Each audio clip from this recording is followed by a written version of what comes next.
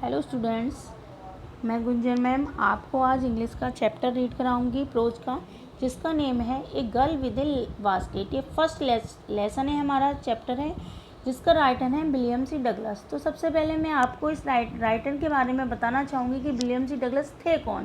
तो विलियम सी डगलस जो थे बेटा, अमेरिका के सुप्रीम कोर्ट के एक जज थे, और वो जब 1950 में इंडिया आए थे घूमने के लिए, तो उनकी इच्छा थी कि वो इंडिया की हर चीज़ से परिचित हों, हर छोटी छोटी चीज़ को उन्होंने देखा, और उन्होंने देखा कि भारत के अंदर कितनी आत्मसम्मान की और आत्मविश्वास की भावना भरी हुई है।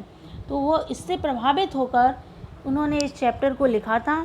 और वहाँ पर वो इस एक स्टेशन पर एक छोटी बच्ची से मिले जो भारत और पाकिस्तान का जब पार्टीशन हुआ था, विभाजन हुआ था, तो कुछ लोग शरणार्थी के रूप में भारत में आए थे, और उन्हीं शरणार्थियों में से एक छोटी बच्ची से मिले थे।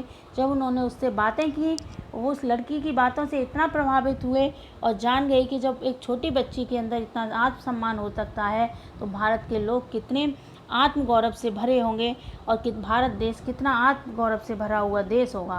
तो इसी से प्रभावित होकर उन्होंने इस चैप्टर को बेटा लिखा है। तो यहाँ से हम इसको रीड करते हैं। यहाँ से टेक्स्ट है, देखो, यहाँ से हम पढ़ेंगे इस चैप्टर को।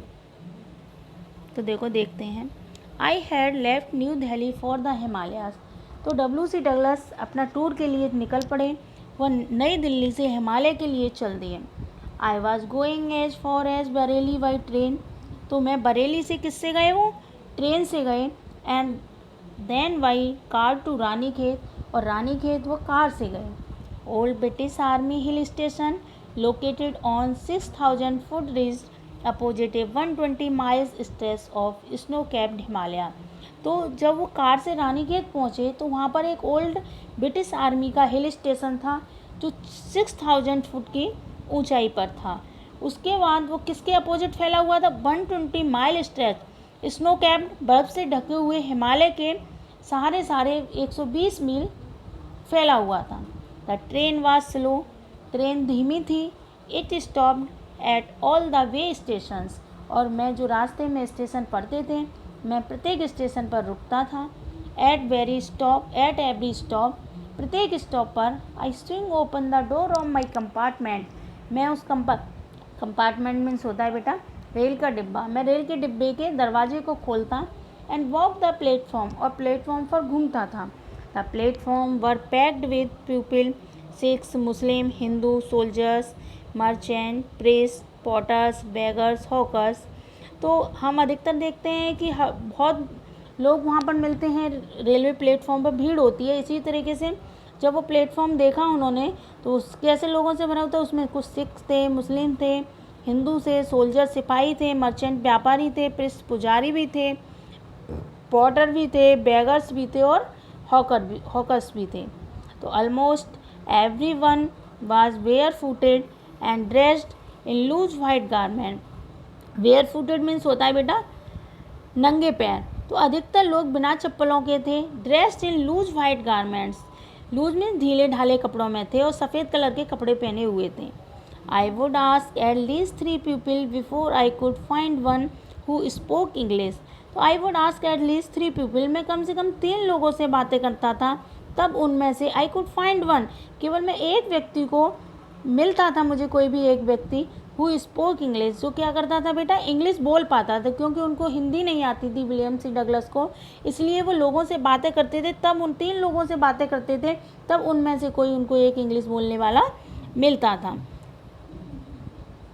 तो we would talk world affairs and every major topic. तो वे बातें किस तरह की किया करते थे उन लोगों से, वर्ल्ड अफेयर्स, सांसारिक जो मुद्दे हुआ करते थे उनके बारे में बातें करते थे।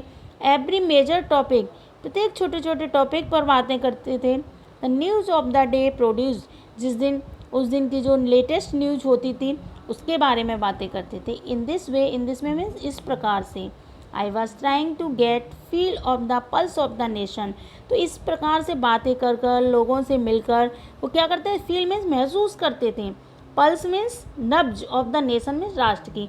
इसलिए इस प्रकार बातें करके मैं उस देश की, भारत की जो नब्ज थी उसको जानने की कोशिश कर रहा था कि भारत के लोगों के अंदर क्या है। उनसे बातें कर कर मैं जानना चाह रहा था। Checking opinion against official attitudes and reports, और यह पता करने की कोशिश कर रहा था ऑफिशियल एटीट्यूड्स की, यहाँ के ऑफिसर्स के बारे में और रिपोर्ट्स के बारे में लोगों की क्या राय है। ओपिनियन मीन्स राय, अगेंस्ट मीन्स उनके खिलाफ। The route lay through on the richest of Indians agriculture area, जिस रास्ते से वो निकले थे, जिस रूट से निकले थे, वो एरिया भारत का सबसे अच्छा कृषि का एरिया था जहाँ से उनका जो रास्ता निकल रहा था। This was the plain of the upper Ganga river, यह वह एरिया था जो गंगा रिवर के ऊपरी मैदानी भाग था। 1000 feet above sea level but tropical, वह समुद्री हिस्से से हजारों फीट ऊंचा था, बट ट्रॉपिकल, लेकिन वह ट्रॉपिकल था। तो मैं आज यहीं तक आपको रीड कराने वाली हूँ। अगली वीडियो में इससे आगे का टेक्स्ट रीड कराऊंगी। Thank you for watching.